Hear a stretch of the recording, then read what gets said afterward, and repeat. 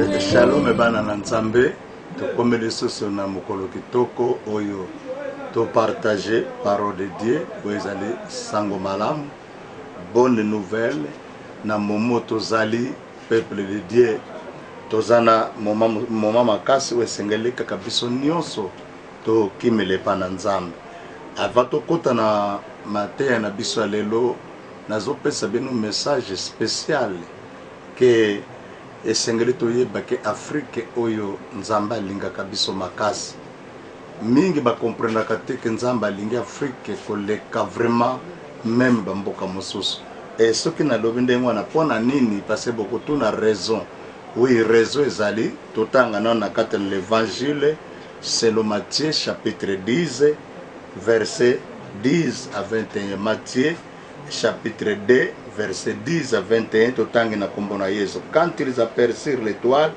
ils furent saisis d'une très grande joie. Ils entrèrent dans la maison, virent le petit enfant avec Marie, sa mère, se prosternèrent et l'adorèrent. Ils ouvrirent ensuite leur trésor et lui offrirent en présence de l'or, de l'encens et de la myrrhe. Puis divinement avertis en songe de ne pas retourner vers Hérode, ils regagnèrent leur pays par un autre chemin. Lorsqu'ils furent partis, voici un ange du Seigneur apparut en songe à Joseph et dit: lève-toi, prends le petit enfant et sa mère, fuis en Égypte et reste-y jusqu'à ce que je te parle, car Hérode cherchera le petit enfant pour le faire périr. Joseph se leva, prit de nuit le petit enfant et sa mère et se retira en Égypte. Il resta jusqu'à la mort d'Hérode, afin que s'accomplisse ce que le Seigneur avait annoncé par les prophètes: j'ai appelé mon fils hors d'Égypte. Alors Hérode, voyant qu'il avait été joué par le mage, s'est mis dans une grande colère et il envoya tuer tous les enfants de 2 ans et au-dessous qui étaient à Bethléem et dans tout son territoire, selon la date dont il s'était soigneusement enquis auprès des mages. Alors il s'accomplit ce qui avait été annoncé par Jérémie le prophète: on a entendu des cris à Rama, des pleurs et de grandes lamentations. Rachel pleure ses enfants et n'a pas voulu être consolé parce qu'ils ne sont plus. Donc, peuple de Dieu, ce qui n'a l'objet que Nzambe alingaka Afrique mingi, parce que Afrique, Égypte est en Afrique. Afrique esala makambo moko munene to yamba mutu munene na mukanda ya Jean chapitre 1 verset 29 à 30 tango Jésus azoleka Jean-Baptiste alobi tala voici l'agneau de Dieu qui ôte les péchés du monde. Ni yende mutu akomema masumu na biso, yende mutu akokonsele biso. Donc c'est to yamba ye na kati na Afrique. L'Égypte eza na boka mususu eza na Afrique. Alors muto to yamba so tangi na Esaïe 9:5 Bible elobi ke kombo ne admirable, kombo ne Dieu tout puissant, kombo na ye donc ba kombo ya minene ya élévation. Donc Afrique est sauva âme. Moi na Jésus de balin babomaye. Pourquoi maintenant Jésus a accepté que l'Afrique ait souffrir et connaître ba cause ba cas ba malédiction comme mboka occidentaux bazoyoka? Jamais. Yangwana nazoloba avec précision et je suis sûr que makambo tozomona ozo salama na occidentaux soki biso to luki nzela ya malamu to sepelisi Nzambe na inazana confiance que différence ko salama parce que to yamba Jésus Christ mwana to bikisa mutu munene na kati na vi na biso. Alors problème eza na biso ba tusiko ba africain eza nini eza na kati na mukanda ya Ecclésiaste na mukanda na Ecclésiaste chapitre nango 7 verset 13-14, Bible et le Bible. Ecclésiaste 7, 13 à 14. Regarde l'œuvre de Dieu qui pourra redresser ce qu'il a courbé. Au jour du bonheur, sois zéré, et au jour du malheur, réfléchis. Dieu a fait l'un comme l'autre, afin que l'homme ne découvre en rien ce qui sera après lui. Bible lobena biso ke mukolo na esengo sepela, kasi mukolo na pasi kanisa. Au jour du malheur, réfléchis. Peuple de Dieu, maintenant il y a grand temps pour te maintenir sur réfléchir. Biso ba africain, il y a un moment sikoyo to réfléchir.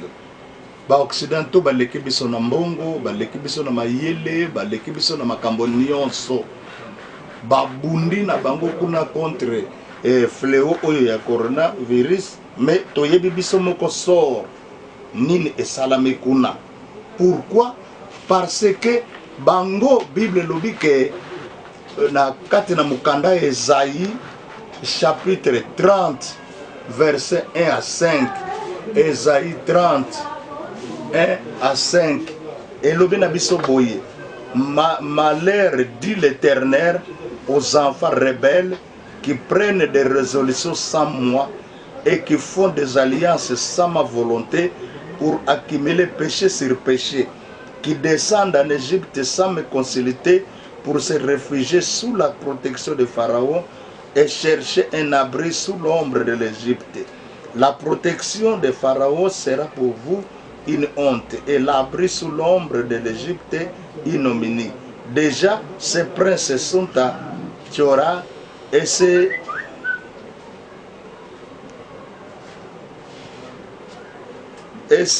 envoyés sont à Théanès, ont à Théanès.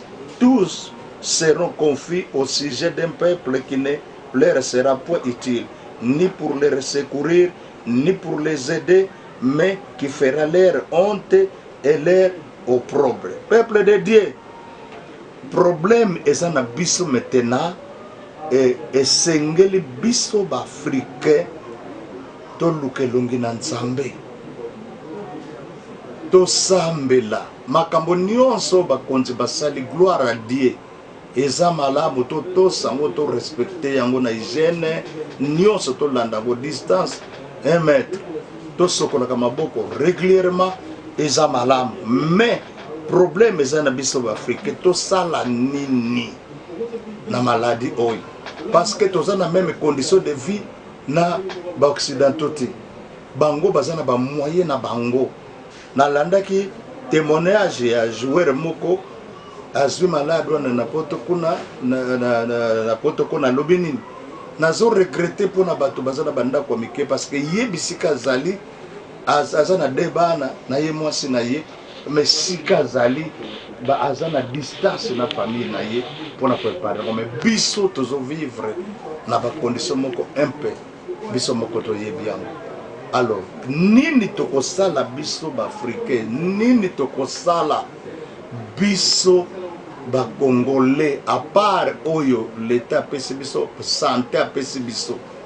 Problème est très important pour na biso ba africain tosala ka moi différence eza nini kobosana te na ebandeli nanga na lobi na bino ke nzamba alingaka Afrique parce que to loza to sauva to héberger to protéger mwana na ye Jésus soka zalaka kuna ndesi akwa eroda boma ye me biso to protéger ye eza lokola moto mokonzi moko azokima makambo après akwei na ndako na akwei na famille na yo et jour koma mokonzi ako reconnaître yo ke ngana moto na yambaka ye na lalaka na ndako moto boyo ako sala mabe te ndeke pesa Jésus balingi baboma ye bakinzamba tili bongo na Afrique aki na Afrique pour reconnaître biso et biso na Afrique nazo garantir bino soki penza biso nyos to sangane na bomoko to sali o nazo loba lelo coronavirus on ekozala lo impact ndenge salama na ba occidentaux konate. Est-ce que to ganga amen te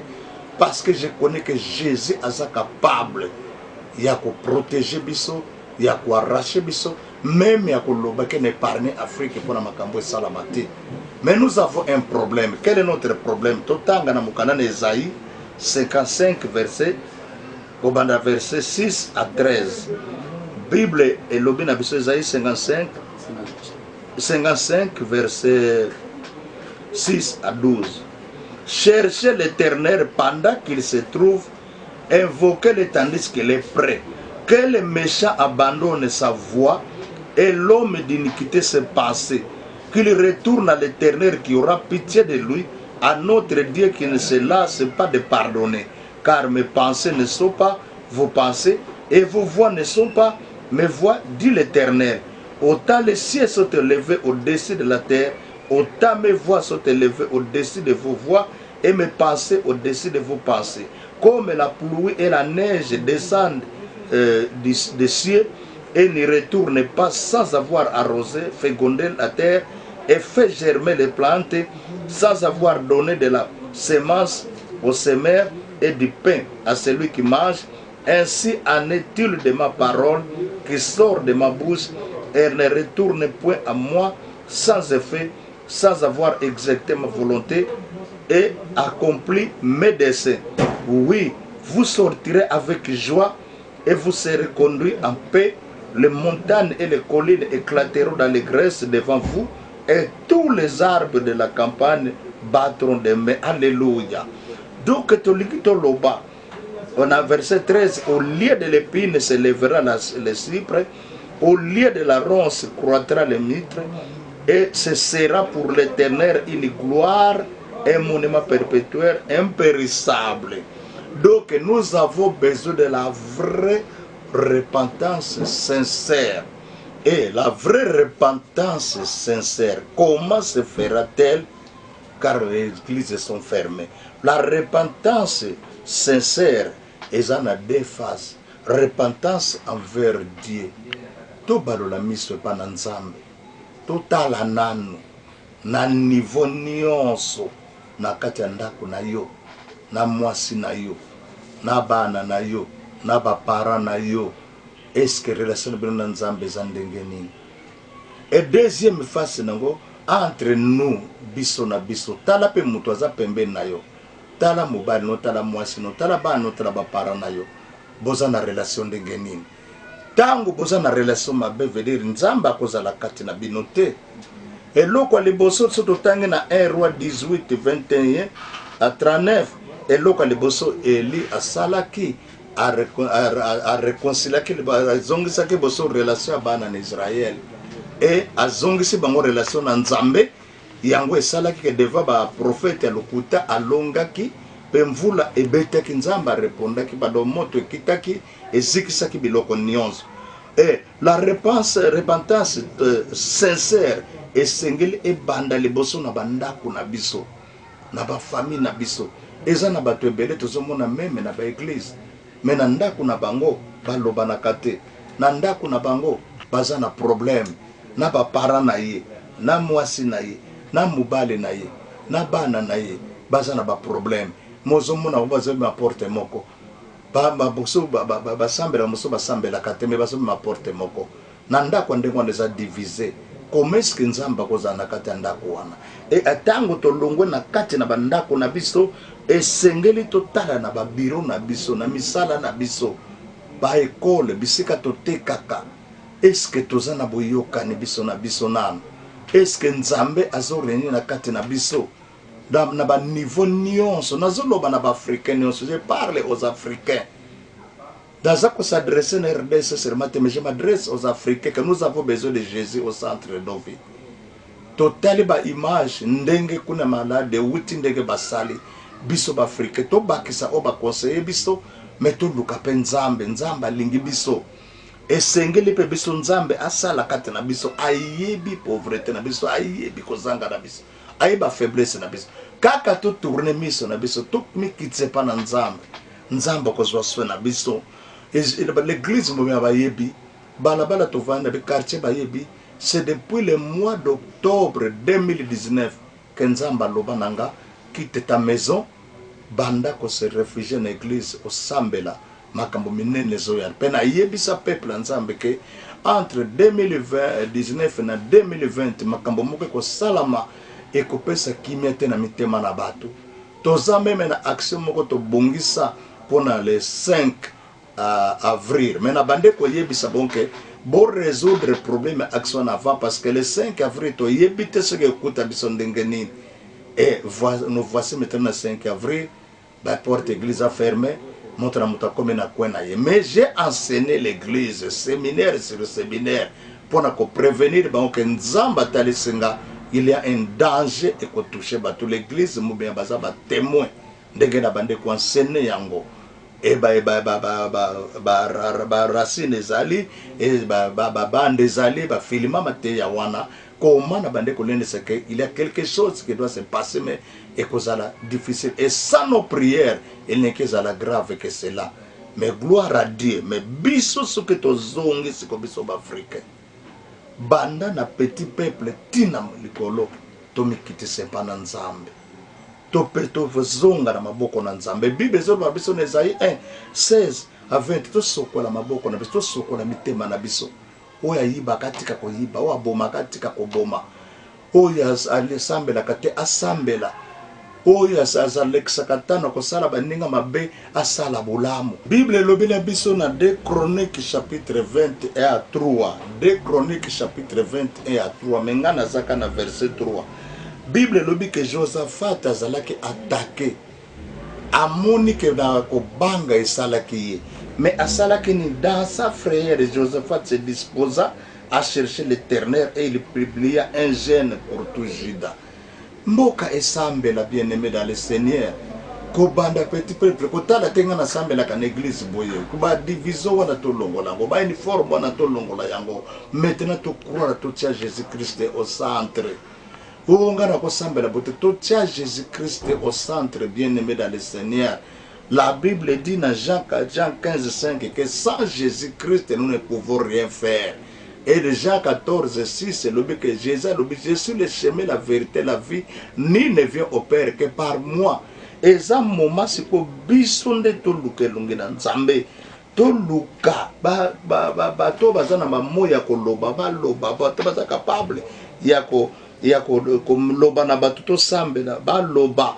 Eza moment oyo biso nyonso nzamba zozela biso to loba to sala quelque chose parce que na 2 Chroniques 6 28 à 31 Bible lobi na biso que tango Salomon présentait que église aloba ki atanzala eye ata peste veut dire ata coronavirus eye mais soki peuple nanga ba peuple nzamba sangane ba moko ba mikitisi ba leli epa na nzamba ba yena sika basangani nzamba ko limbisa mabe na bango pe nzamba ko bikisa bango liloba na nzambe le bango. Pourquoi biso ba afrique to luka nzambe te?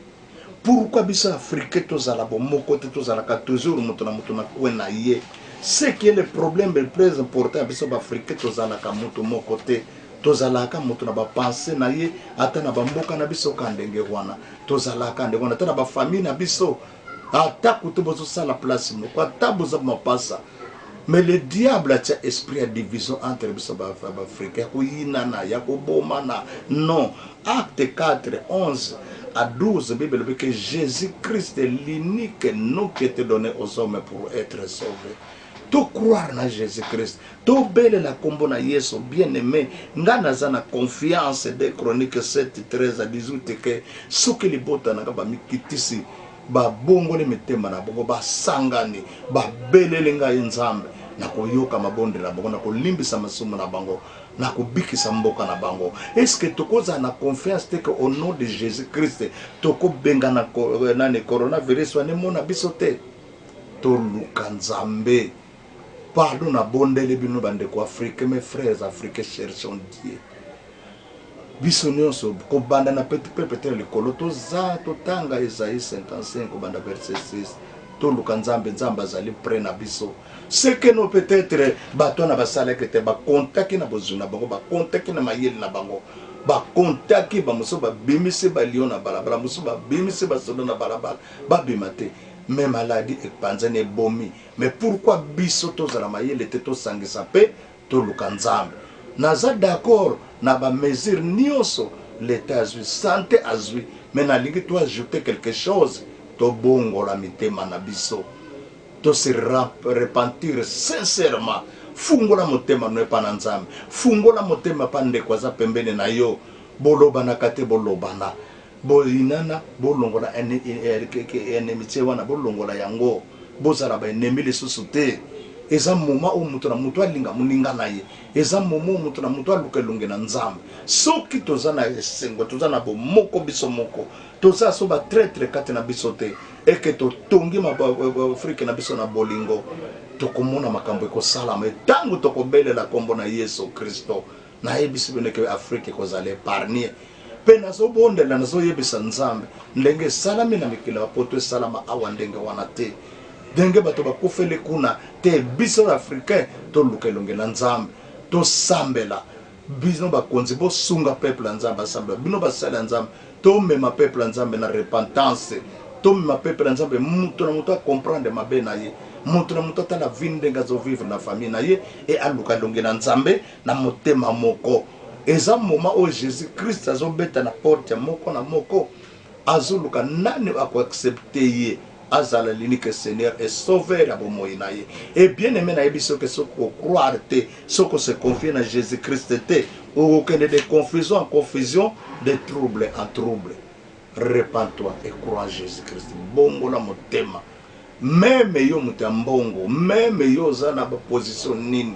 eza moma maladon ezotala position ya moto ezotala bozwi ya moto te ezotala kitoko ya moto te ezotala bagrade ya moto ezotala baetide ya moto te ezotala poso ya moto te me motema tema na biso soki biso tomepesi epa na yesu yesu okoepargne biso akufelaki biso amemaki masumu na biso nalingi moto nyonso alandi nga na méditation ya lelo na ndako na ye atanga Jacques 5 1 à 6 Jacques 5 1 à 6 Jacques 5 1 à 6 abanda komédite na yango mpe avanda akanisa nini akosala sikoyo aluka elongi na nzambe nzambe azali pre na biso aza mosika na biso te abandone biso te tomikitisa kaka tozonge epa na ye nalingi tobondela eke moto nyonso alandinga na mateya oyo quelque soit position na ye quelque soit grade na ye quelque soit nini soki acomprendre mateya oyo na Apocalypse chapitre 3 verset 19 à 22 nalingi nasunga peuple oyo alingi kozonga na maboko na nzambe akabonaki na nzambe ye moko ayebike na za nzambe me nakabonaki na ye na oyo alobaki jésus eza mpona bindele mpona biso te me siko motema na ye etutami nalingi opesa vi na yo nano epa jésus christ to se repentir epa na nzambe nalingi olandanga na losambo oyo loba seigneur jésus christ nayoki mateya oyo natutami na motema na nga na comprendre ke nga naza ya kokabwana na nzambe na kati ya libota na nga mpe toza na badivision na kati ya lingomba na nga mpe toza ya kokabwana na kati ya parti politike na nga mpe toza ya kokabwana nyonso na mosala toza ya kokabwana me nazongi epa na yo nzambe nase reconcilie na yo nzambe napesa vi na nga epa na yo nzambe nayamba yesu lokola mokonzi mpo mobikise na nga mpo te nzambe ayokama walimbisa masumu na nga yesu yaka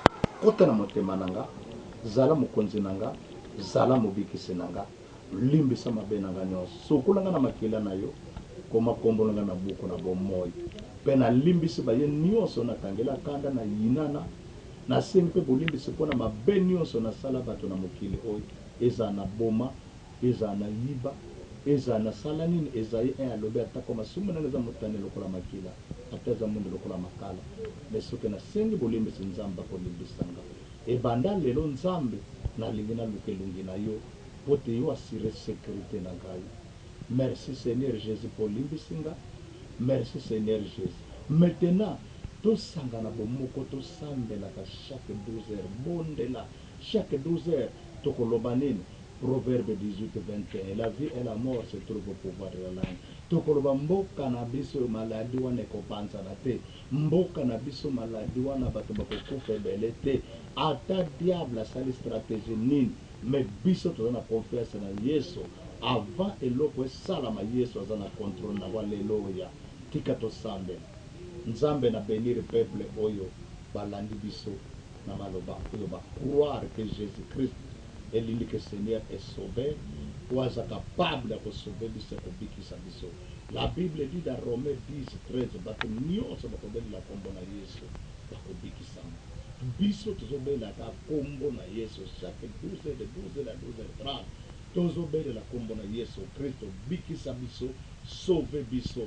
Papa, Afrique fais la sauver, Afrique fais la délivrer, Afrique fais la guérir, Afrique fais la épargner. Na makambo nyota maboto zo yoka pe mboka na biso RDC nza. Tozolona ngo tozotika wana maboko na yonza. Quel que soit manœuvre diable ko sala, biso ebike yoza na contrôle ya mboka oyo. Na ba mai na mopepe, na ba poussière, na ba mai biloko nyonse ko sala makabutu moi. Nzambo za na contrôle ya obiloko kolia kolata komela nyonso na contrôle na yango oza mabondeli tosali dans le nom de Jésus-Christ. Merci Seigneur Jésus-Christ. Pour bino bana ACCGA toyebi date le 5 avril moko na moko yebi engagement na nzambe nzamba pambola na oyo a se réaliser na ye abangi nzambe a vivre pe otosakola oza mabondeli tosali topambole lingombo metopambole mboka na biso na kombo na Yesu Kristo. Amen. Para communiquer na biso soki boza na besoin kozwa biso na oyo baza na biso na kati na Kinshasa to na kati na RDC te numéro nanga d'appel ezali 0 99 99 44 0 82. Et pona bato oyo balingi kolanda biso pe musika ta baza na bamboka bapaya bokolanda biso na YouTube na Votuzinga TV soko bobetika Votuzinga TV bokozwa biso pe bokolanda message na biso chaque jour tika nzambe na Facebook pe bokolanda biso na WhatsApp pe bokolanda biso chaque dimanche na Eroyo et chaque mardi entre 17h à 18h et chaque jeudi de 17h à 18h. Sur ma route je chanterai, tu es fidèle, Emmanuel, Emmanuel.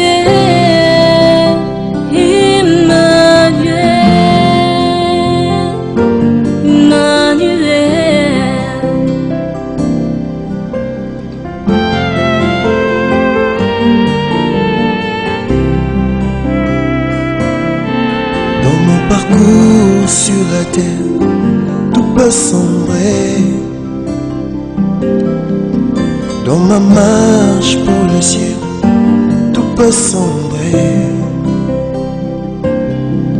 Si la peur met des doutes sur ma route, je chanterai, tu es fidèle, Emmanuel.